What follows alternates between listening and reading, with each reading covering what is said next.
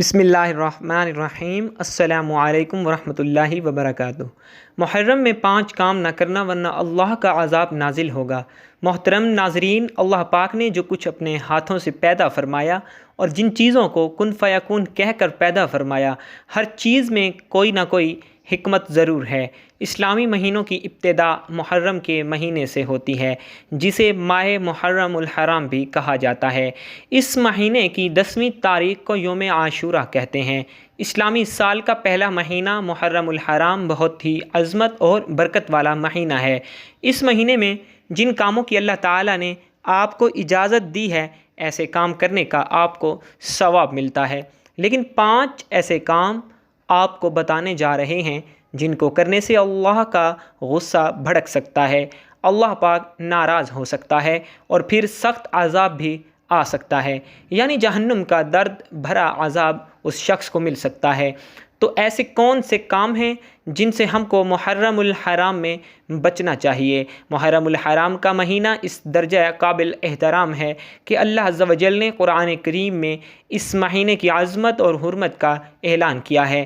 جیسا کہ ارشاد باری تعالیٰ ہے کہ بے شک اللہ تعالیٰ کے ہاں مہینوں کی گنتی 12 مہینے ہیں۔ اللہ تعالیٰ کی کتاب میں جس دن سے اللہ تعالیٰ نے زمین اور آسمان پیدا کیے ہیں، ان میں سے 4 عزت والے مہینے ہیں، جو کہ ذی القعدہ اور ذی الحجہ، محرم اور رجب ہیں۔ سال کا یہ پہلا مہینہ محرم الحرام عبادت اور عبرت کا مہینہ ہے، تو ایسے حرمت والے مہینے میں ان کاموں سے ہمیں بچنا چاہیے جن کو عام دنوں میں بھی اگر ہم کر لیں تو ان سے ہم پر سخت عذاب آ سکتا ہے۔ کون کون سے وہ 5 کام ہیں، آئیے آپ لوگوں کو بتاتے ہیں۔ نمبر 1، محرم الحرام کے مہینے میں وہ کام جو نہیں کرنا چاہیے وہ ہے پانی پلانے سے انکار کرنا۔ یعنی کوئی اپنا یا پرایا یا کوئی بھی جاندار جو پیاسا ہو اور پانی مانگے اور کوئی انسان اسے پانی پلانے سے انکار کر دے تو یہ بہت ہی بڑا گناہ ہے۔ جو شخص کسی مسافر کو پانی پلانے سے انکار کرے تو اللہ تعالیٰ قیامت کے دن اسے دردناک عذاب دے گا۔ اگر آپ لوگوں سے کوئی پانی مانگتا ہے تو آپ لوگ اسے پلائیں۔ یاد کریے کہ کربلا میں شہدائے کربلا کے اس درد کو جب 3 دن ان پر پانی بند کیا گیا، جتنا درد انہیں اس دوران دیا گیا ہے، اہل بیت کو جو تکلیف دی گئی ان کو پیاسا رکھا گیا۔ تو اس لیے محرم الحرام کے مہینے میں زیادہ سے زیادہ پانی پلائے اور پانی سے انکار نہ کرے۔ پانی پلانا بہت ہی بڑے ثواب کا کام ہے۔ جہاں پانی کثرت سے ملتا ہے وہاں تو ایسا ثواب ہے جیسے غلام آزاد کیا، اور جہاں کم ملتا ہے وہاں ایسا ثواب ہے جیسے کسی مردہ کو زندہ کر دیا۔ رسول اللہ صلی اللہ علیہ وآلہ وسلم نے ارشاد فرمایا کہ جو کوئی کسی مومن کو 1 گھونٹ پانی پلائے، اللہ تعالیٰ ہر قطرے کے بدلے پانی پلانے والے کو 1000 نیکی کا اجر اور ثواب دے گا۔ روز قیامت میدان حشر میں لوگ انتہائی بھوکے ہوں گے، انتہائی پیاسے اور بالکل ننگے ہوں گے، لیکن جس شخص نے اللہ تعالیٰ کے واسطے کسی کو کھانا کھلایا ہوگا، کسی پیاسے کو پانی پلایا ہوگا، یا پھر کسی ننگے اور ضرورت مند کو کپڑا پہنایا ہوگا، حق تعالیٰ ایسے بھوک کے عالم میں اس کو کھانا کھلائیں گے، رحمت کے سایہ میں جگہ عطا فرمائیں گے، کوثر کا مشروب پائیں گے۔ انتہائی معذرت کے ساتھ کہنا پڑ رہا ہے اور بڑا عبرت کا مقام ہے کہ ضرورت مند کو جھوٹ بول کر، ضرورت مند سے بچا کر اور ضرورت مند کو انکار کر کے جو شخص کھاتا ہے وہ ایسا ہے کہ جیسا کہ پتھر کھا لیا ہو، کہ اس سے اس چیز کا اصل فائدہ حاصل نہیں ہوگا بلکہ سخت دلیل پیدا ہوگی۔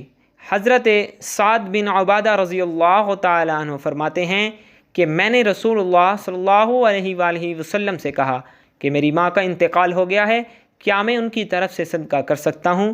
تو آپ صلی اللہ علیہ وآلہ وسلم نے ارشاد فرمایا، ہاں۔ میں نے پوچھا کون سا صدقہ سب سے افضل ہے؟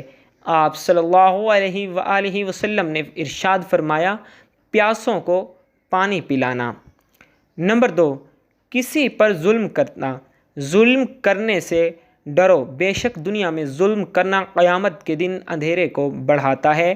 یعنی کہ جتنا ظلم دنیا میں کرے گا وہ شخص روز قیامت اتنے اندھیروں میں رہے گا۔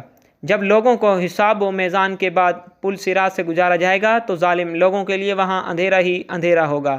حضرت ابن عمر رضی اللہ تعالیٰ عنہ سے مروی ہے کہ رسول اللہ صلی اللہ علیہ وسلم نے فرمایا، ظالم قیامت کے دن اندھیرے میں ہوں گے، جبکہ مومنوں کو اس وقت ان کے اعمال کے مطابق نور عطا کیا جائے گا اور ساتھ روشنی کے اضافے کے لیے وہ دعا کریں گے۔ ترجمہ: اے ہمارے پروردگار، ہمارا نور آخر تک قائم رکھ، ہمیں بخش دے، بے شک تو ہر چیز پر قادر ہے۔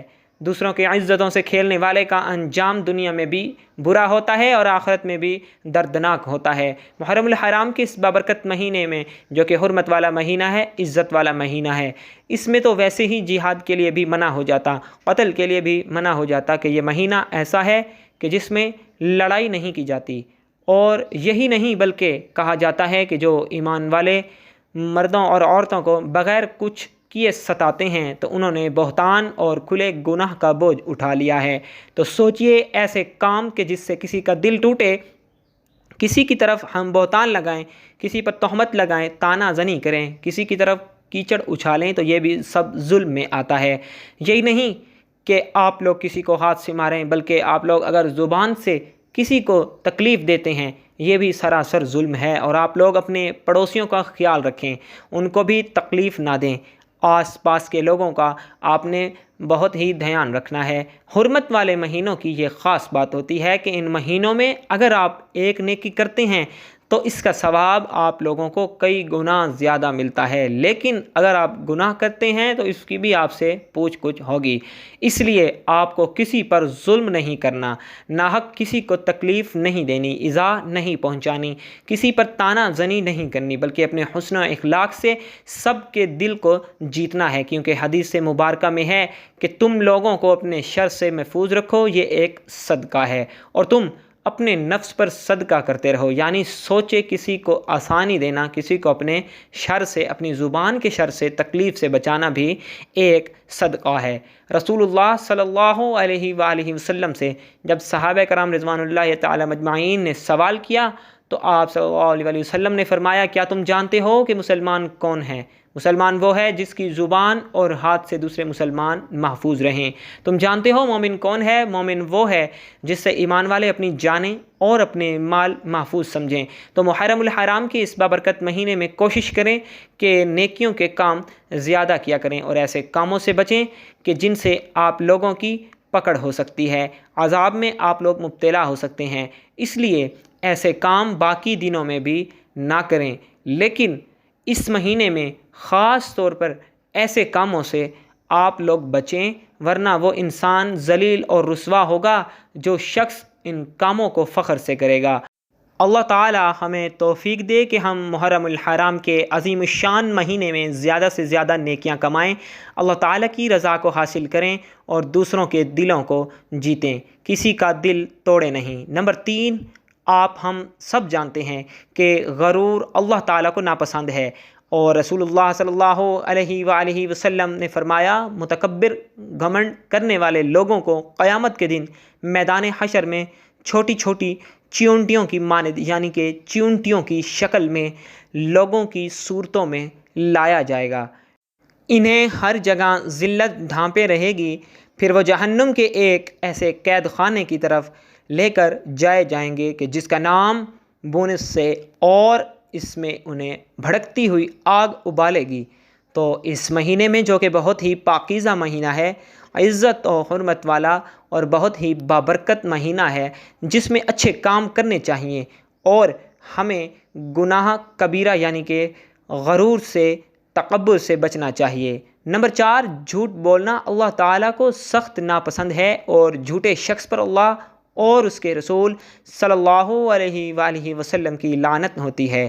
محرم الحرام ایک ایسا بابرکت مہینہ ہے کہ جس میں ہمیں سچ بولنے کی ترغیب دی گئی ہے، اور کہا گیا ہے کہ زیادہ سے زیادہ آپ لوگ سچ بولیں، لیکن جھوٹے انسان کے لیے فرمان مصطفیٰ صلی اللہ علیہ وآلہ وسلم ہے کہ جھوٹ سے بچو، کیونکہ جھوٹ گناہ کی طرف لے جاتا ہے اور گناہ جہنم کی طرف لے جاتا ہے۔ تو پھر سوچیں کتنا عذاب آئے گا اس شخص پر جو محرم الحرام کے مہینے میں جھوٹ بولے گا۔ نمبر 5، غیبت کرنا، یعنی کسی انسان کی پیٹھ پیچھے اس کی عیب جوئی کرنا، اس کی بری بات بتانا۔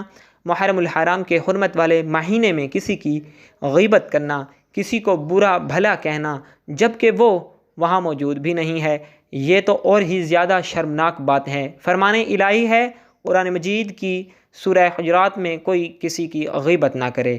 کیا تم اپنے مردہ بھائی کا گوشت کھانا پسند کرو گے؟ اور حضور صلی اللہ علیہ وآلہ وسلم نے فرمایا، غیبت گناہ میں بدکاری سے بڑھ کر ہے۔ غیبت ایک ایسا گناہ کبیرہ ہے کہ جس کو کرنے والے کو اللہ تعالیٰ باوجود ندامت اور توبہ کے اس وقت تک معاف نہیں کرتا جب تک کہ وہ شخص معاف نہ کر دے جس کی غیبت کی گئی ہے۔